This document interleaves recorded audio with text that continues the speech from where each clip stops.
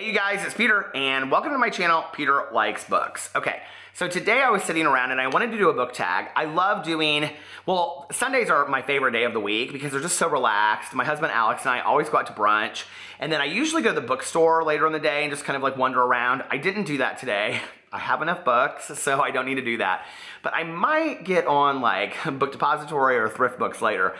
But anyway, I love to do book tags on Sundays because I don't know, they're very relaxing for me to do, and I love to find new ones that I've never heard of before. So typically what I do is I just search on YouTube and I put book tag 2018 original, and then it pulls up all of the new ones in order of like which ones have been done. So I found the Cozy book tag by Sylvia K, and it's a brand new book tag that she just came out with. She published it on January 28th. Is that today? I think that's today. So it's like just up right now. It has 169 views, and I will be doing, even though I wasn't tagged in it, I will be doing the Cozy book tag. So anyway, she says on here, it's been a while since I last created an original book tag. My one and only original tag was my mid-year check-in book tag, and then she links it. And I had a lot of fun putting it together. So here I am with another brand new book tag. So what is this all about? Well, first of all, it is a celebration of all things cozy. Are you someone who enjoys cozy books? Do you swear by a cozy reading routine? Do you have a lot of opinions when it comes to the topic of being an escapist reader? I do. If so, this tag may be perfect for you. And not only that, but she goes in here to talk about the Cozy Athon, which she has created, and it starts on February 1st. She has linked in here as well the announcement video for that. So please go check out Sylvia K. I will link her original video below so you guys can go check it out, and you can also find out more about the Cozy Athon, which I kind of like the idea of it, and I haven't watched the announcement video, so as soon as I get done filming this, Sylvia, that's the first thing I'm doing. So I'm looking for some readathons. If you guys know good readathons that are coming up, please put it in the comment section below. I want to do a lot of readathons this year. But let's get right into this book tag. I'm very excited about it. I've read like the first question and that's it. So you guys know, I love going into book tags, not knowing the questions. It's very much for me like playing like Cards Against Humanity or like a game with friends and you don't know what cards are going to be dealt. That's kind of how I look at book tags. I like them that way, so I think it's fun. Okay, number one. Do you like reading books with a cozy feel to them? Why or why not? Okay, so this is interesting to me. I was thinking about this when I like saw the video come up, and that is that I think that it depends on how we define cozy. And I think for all of us, we probably define cozy differently, you know? Like, I like the idea of like a murder mystery as being cozy, you know, and like hiding from like underneath a blanket or like reading it in bed late at night. Like I love to lay, you know, on my side as like I'm going to sleep with my dogs and my husband next to me, and I have like my Kindle next to me and I'm reading it. And that to me is very cozy. But I typically like to read, like right now I'm reading Rotten Ruin by Jonathan Mayberry on my Kindle. I like to read like scary or zombie books or, you know, horror novels. I just read a Richard Lehman book not too long ago on my Kindle, or murder mysteries. That to me is cozy. And I think it's because I feel so safe, like in my environment, that I really like to read those books then, if that makes sense. So, yes, I do. Number two, what is the coziest genre out there in your opinion? You know, like it's interesting because I kind of don't read these books like, you know, I'm going to mispronounce the last name. It's like The Man from Ove, but I think it's really pronounced The Man from Ove or something like that. Or Ove or something like that. I was just watching some video and somebody said that the pronunciation is actually different. So, like, I think I consider those kind of cozy books. You know, at Christmas time, I read a lot of cozy books. I read, The Mistletoe Secret by, you know, Richard Paul Evans. That was, I thought, very cozy. You know, Wally Lamb books. But, you know, for me, I don't love those books where they're very slow and not a lot happens. And I know there's a lot of series like that, like Bean Blossom, which people have sent to me. And I've thought about reading those, and I probably will at sometimes. Those are more like summer books for me. But I like mysteries and thrillers and stuff like that. Those, to me, are very much cozy. Yeah, so number three, recommend 3 books that made you feel warm and fuzzy inside. I mean, like what you're totally getting is that I have a totally different definition. Totally. There's always one word that I say too many times in a video. This time it's totally. You know, I have a different feeling towards what cozy is. So when I would feel like really cozy is probably, I don't know, like, and I'm talking really, I guess, more about like the reading area versus the book. So let me think about a book that I read that made me feel very, very cozy. Okay, when I was a little kid, my mom and I read A Tree Grows in Brooklyn by Betty J. Smith. That will always be, I think it's Betty J, will be a book for me that makes me feel cozy. To Kill a Mockingbird always makes me feel cozy. Because of just, you know, Scout and Jem in the house and Atticus and Calpurnia and all that. And let's see, what's a third book that makes me feel homey? I didn't mean to crack my knuckles on here, sorry. I don't think I've ever done that in a video, ever. What's another book that I've read recently that made me feel homey? I can think of a lot of books that don't make me, or cozy. I can think of a lot of books that don't make me feel cozy. But I can't think of one. Oh, I'll tell you what. The Inexplicable Logic of My Life by Benjamin Alire Sainz. The whole idea of home was so, I think, vital. It was almost a character in the book. So, yeah, I would say that book is my third one. Okay, number 4. Do you think it's wrong to read for escapism? Why or why not? No, I mean, I read completely for escapism. I mean, not completely, but like, you know, I think it's like an afterthought. Like, I love to read and I love to get in people's stories and I love to find out about characters and in their worlds, and that's so exciting to me to learn more about them. But then, you know, like if some shit's going on in my life for the day, I'd love to like get out of it and not have to think about it by like driving around listening to an audiobook or like breaking out my book and reading it. And it's a way for me to get away from all of that, you know, for any of us, no matter like if it's something really serious or if it's just kind of like we're having a blah day. And I think that escaping from the world by reading is no different than, you know, binge watching TV shows on Netflix or watching movies or any of that kind of stuff. So I think it's, and I love all of those things, you know, television shows, movies, all of it, music. So I think, you know, any of those forms, I don't know that I would really even call it escapism as much as I would call it like being alive and having all of that. I mean, I just love all of that. I love, you know, having my finger on the pulse of all different kinds of worlds, you know?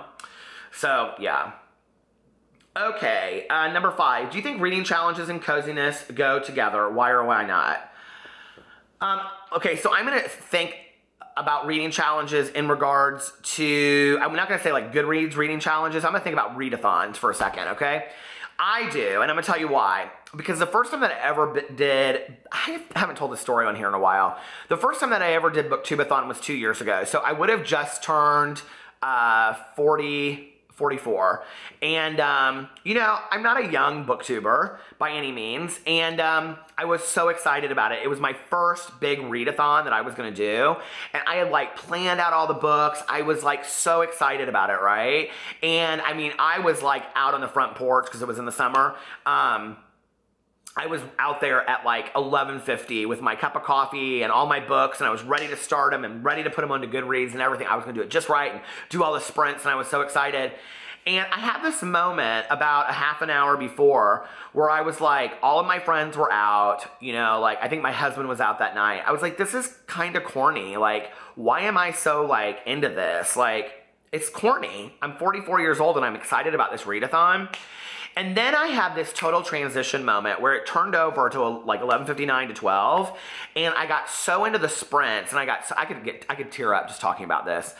For once in my life, at 44 years old, I felt connected to a community that understood me, okay? Now, there's a lot of things about me, you know, being gay, you know, being in recovery, all these different things where I've been parts of other different communities, but for once in my life, I felt truly included in a community that I was part of, honest to God.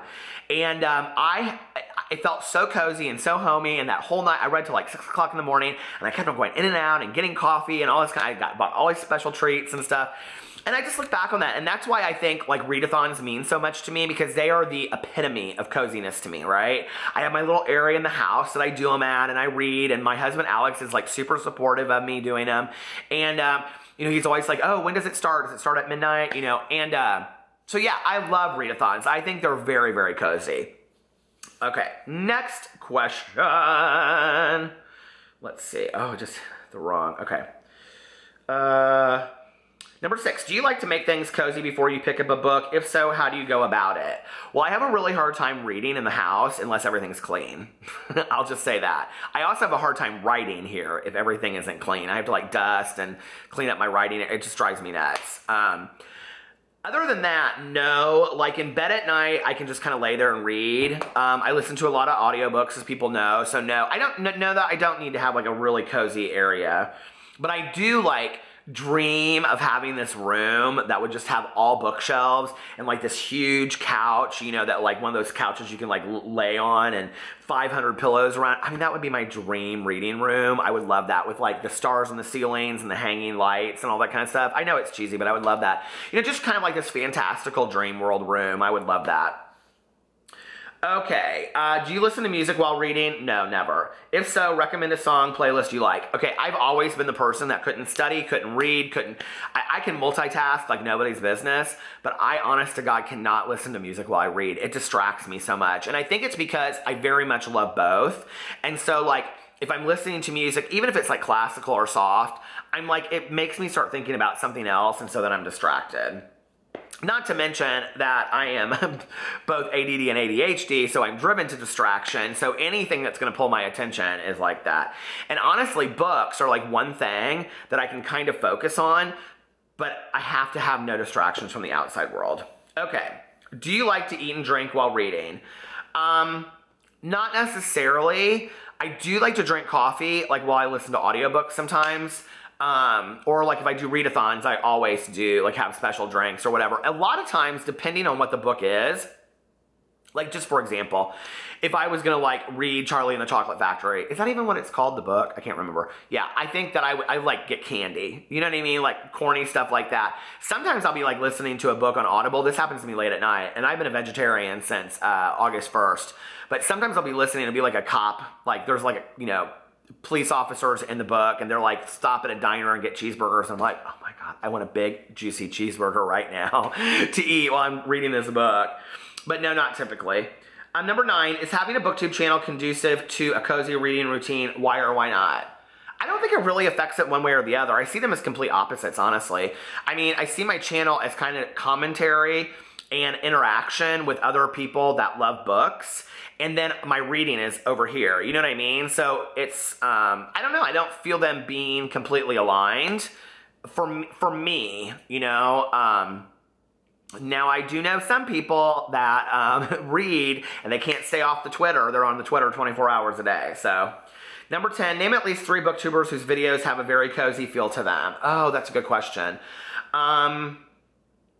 Okay, Lala from Books and Lala. I feel like I know her house just by watching her videos. Oh, this is where I should have been prepared for this.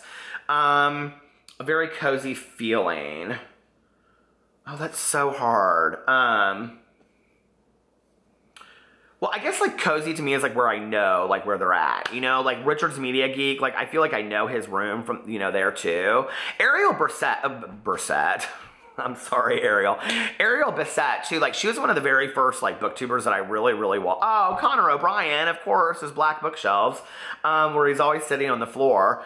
But, like, oh, and Ginger reads Lainey, too. Like, when she chooses Ginger.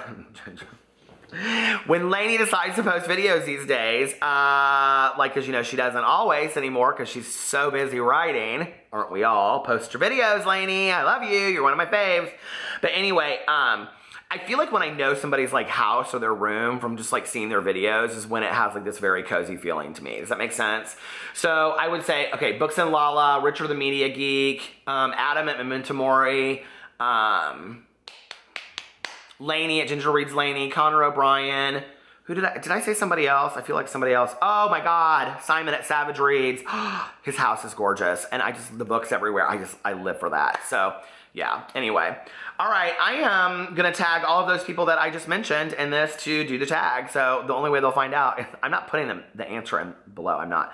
The only way they'll find out is if, they watch my video. So you better watch my video. Anyway, I love you guys. I don't think half those people that I ever tag, like Richard and Connor, they never do tag videos. And I don't think Lainey does either. So anyway, I love you guys, and I will see you tomorrow. Sylvia K, thank you so much for putting this together. This was a really fun tag video to do. Love you guys. Bye.